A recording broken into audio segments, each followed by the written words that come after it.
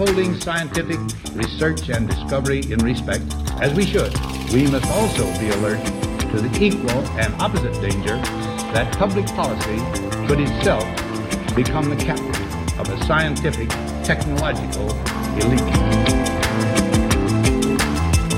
We've signed a climate convention on the importance of economic instruments and free markets.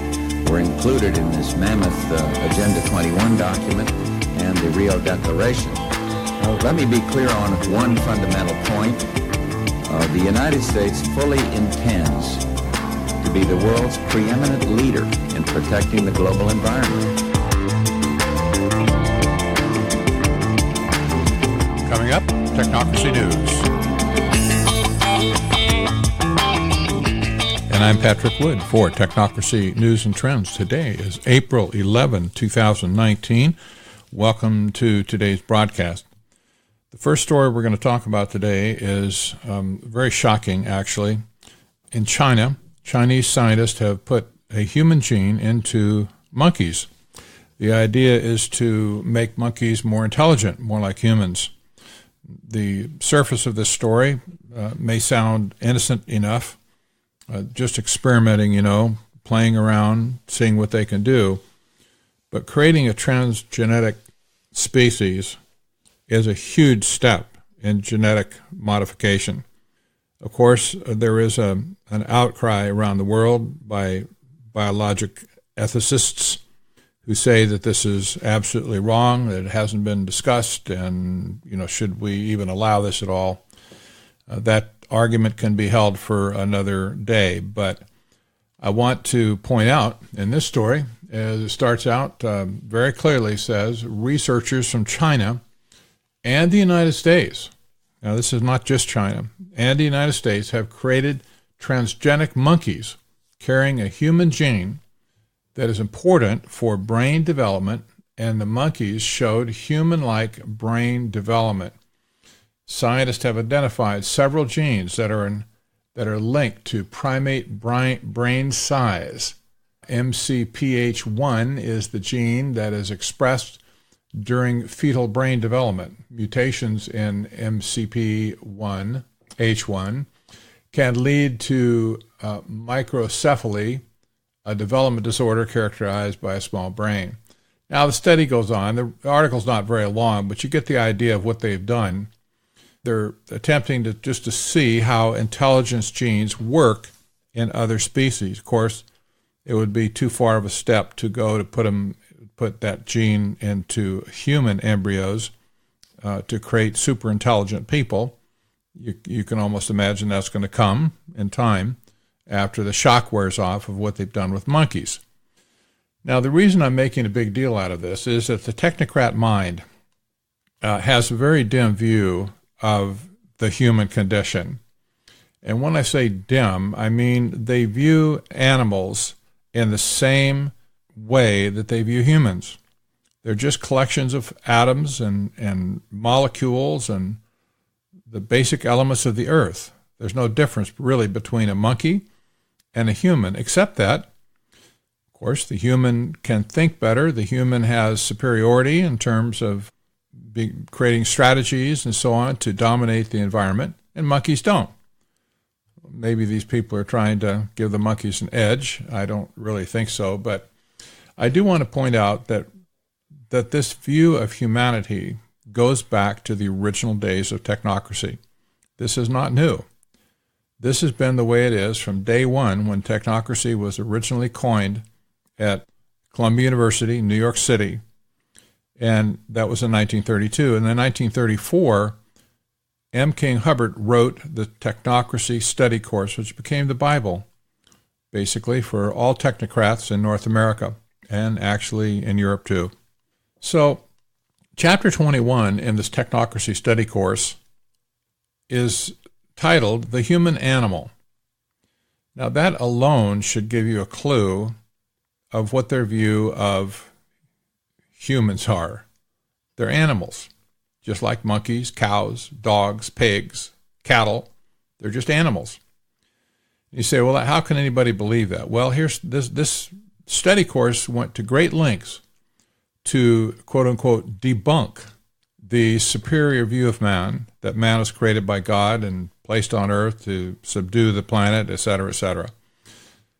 And they came up with the idea, or proposed the idea, that now that all the scientific myths or unscientific myths were debunked, they can get down to business and really figure out what makes mankind tick. Well, the summary of this chapter, chapter 21, the human animal, let me just read you 3 of the first 6 or 7 points in the summary, and you get the idea. Point number 1, the human animal is composed of chemical atoms, which are derived from the ordinary inorganic materials of the earth, and which ultimately return to the place from which they came. Number 2, the human being is an engine taking potential energy in the form of chemical combinations contained in food and converting this potential energy into heat, work, and body tissue. The thermodynamic processes involved, while more complicated in detail, are in exact accordance with the laws of thermodynamics and are in no way essential, different from the corresponding processes in man-made engines. Point number 3, the human animal responds to its external environment through the mechanisms of the conditioned reflex, which is a purely automatic but tremendously complex nervous control mechanism. These conditioned reflexes are, however, subject to control and manipulation through the device of manipulating an individual's environment. An individual's present conditioning is always a result of all of his own past experiences. The more nearly the environment of a large number of people is kept identical, the more nearly are all the human products identical. This is the reason for the great similarity among individuals of various groups, for example, college students, policemen, politicians, Rotarians, farmers, and soldiers. And this diatribe goes on. But the main point here is that the extremely low view of humans is seen here in Technocracy. The human animal is just chemical atoms and molecules derived from inorganic materials of the earth.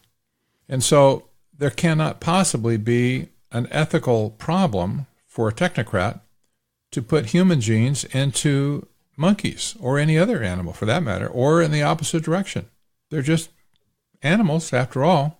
And people throughout history have bred various species of like cattle and horses and other domesticated animals to achieve certain traits. What they're doing is no different. It's just mixing up the genes and playing with the elements of life to see what will happen. This is very dangerous thinking. But this indeed is the mind of the technocrat, and we see that this is how the Chinese technocrat thinks. This is also how technocrats in America think, and in North America. The next story will be no shock, I suppose, to anyone, but Google is back in the news again. And you remember a few weeks ago that the CEO of Google testified before Congress that, in fact, there was no manual operation at Google to skew or suppress search results. And that was what Congress heard, and that's what Congress believed. Now, a different story has appeared from inside Google. Emails and papers and other documents have been secured that show that, in fact, Google does keep a news blacklist in order to manually skew the search results. This is incredible. The article starts out, Google does manipulate its search engines manually, contrary to the company's official denials. Documents obtained exclusively by the Daily Caller indicate.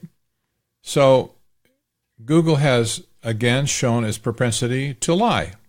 Just simply say whatever's necessary at the time to get past, like Congress, for instance, and then come to find out the exact opposite was true.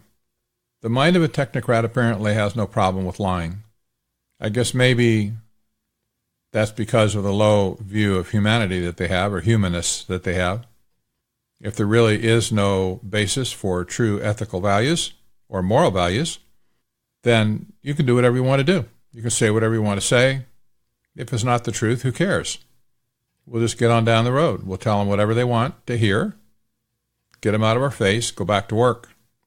I doubt seriously that there will be charges brought against the CEO of Google for lying to Congress. I'm not sure that charges shouldn't be brought. Somewhere along the way, these people need to be held accountable for their actions because they truly are despicable. And that's not to throw all the people at Google or all the employees at Google under the bus. I'm certain there are some good people that work at Google that are not bent on trying to control the world and control people. But certainly the leadership has that view. They don't have a problem with that. The last story that is important today is what's happening with the internet itself. The internet has been a great boon for alternative media, if you will. Imagine where we would be today if there was no internet and distribution of news on the internet by citizen journalists, if the only thing we had to listen to were mainstream media. With all the propaganda they're putting out, there would be no way to see an alternative story, ever. So we've had a great boon and a great run with the internet. But because of what various nations, individual nations, are doing in creating new laws, new regulations to control the internet in their country, the internet now is in danger of being splintered almost into oblivion. China is looking for its own experience on the internet. So is Europe. And so is the United States. This is reminiscent of George Orwell's book, 1984, dystopian novel that featured the so-called Ministry of Truth. War is peace. Freedom is slavery. The article starts out, is the dream of a one global internet still alive? Increasingly, moves by governments to filter and restrict content are threatening to fragment the system created with the promise of connecting the world with a largely unified body of content. China for years has walled off some of its Western services, and the fragmentation may be accelerating with regulations being imposed elsewhere, say analysts. This is leading to a splinter net, they call it, a term circulated for a decade or more, but gaining more traction in recent months. The internet is already fragmented in material ways, but each regulator around the world thinks they know how to fix the internet, said Eric Goldman, director of the High-Tech Law Institute at Santa Clara University. Quote, I think we will see a tsunami of regulations that will lead to a further splintering of the internet. Now, what the impact of this is still uncertain. It hasn't quite happened to such an extent that it's obvious, except in China, of course. I think it's pretty obvious, but elsewhere it's not yet. Europe has just created some very draconian copyright laws that will prevent any other news source from linking to an original story that's put out by one of the major publications. So that would also include stories perhaps that Technocracy News links from Europe. We may be blocked from linking those stories at some point. That wouldn't be the end of Technocracy News and Trends, obviously, but we get a lot of stories from overseas right now that are very important in telling the story about technocracy. Well, between transgenic monkeys, Google blacklisting people manually, and breaking up the internet, technocracy is definitely in the news today. More and more Americans are waking up to the fact that there really is something rotten in this whole thing, and they're starting to see through the charade, but there's a long way to go. I hope you'll take advantage of the material that we have on Technocracy News and Trends to share stories, to print stories, hand them out to people, whatever, to take the knowledge that you gain and share it with your friends, with groups you belong to, with family, and so on, and get them up to speed on scientific dictatorship. You can buy a copy of Technocracy, The Hard Road to World Order, or my earlier book, Technocracy Rising, The Trojan Horse of Global Transformation. Both of those books together give you a full picture of technocracy. It's sweeping the world under the name of sustainable development, green economy, Green New Deal, Agenda 2030, the New Urban Agenda, and a few other names like that. This is deadly serious business. We're seeing more and more symptoms pop up with stories like these that just underscore the fact that technocracy is real and it's advancing on the world. I'm Patrick Wood for Technocracy News and Trends. Have a great day.